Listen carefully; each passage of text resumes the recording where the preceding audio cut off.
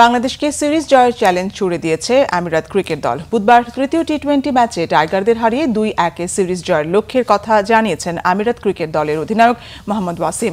Sharjah cricket গ্রাউন্ডে বুধবার রাত 9টায় শুরু হবে এই ম্যাচটি। সিরিজের প্রথম টি-20তে বাংলাদেশ 27 রানে জয় পেলেও দ্বিতীয় ম্যাচে টাইগারদের কান কেটে দিয়েছে আমিরাত। 206 রানে টার্গেট দিয়েও আমিরাতের মতো অপেশাদার দলের 2 উইকেটে পরাজয় বাংলাদেশের ক্রিকেটের জন্য বিরাট লজ্জার। এর আগে 2003 ওয়ানডে বিশ্বকাপে কানাডা, এরপর টি-20 ফরম্যাটে নেদারল্যান্ডস, স্কটল্যান্ড এবং গত টি-20 বিশ্বকাপে যুক্তরাষ্ট্রের কাছে পরাজয় একটি টেস্ট প্লেয়িং দেশ হিসেবে বাংলাদেশ ক্রিকেটকে বিরাট লজ্জায় ফেলেছে। এবার আমিরাতের বিপক্ষে শেষ ম্যাচটি টাইগার ক্রিকেটের জন্য বিরাট চ্যালেঞ্জ হয়ে দাঁড়িয়েছে। 2 ম্যাচ সিরিজকে 3 ম্যাচ বানিয়ে এখন না বিরাট লজ্জায় পড়তে হয় লিটন দাসদের। এই পরাজয়ের জন্য লিটন কুয়াশার উপর দায় চাপালেও বাংলাদেশের পেস বোলিংয়ের মান ছিল খুব অর্ডিনারি।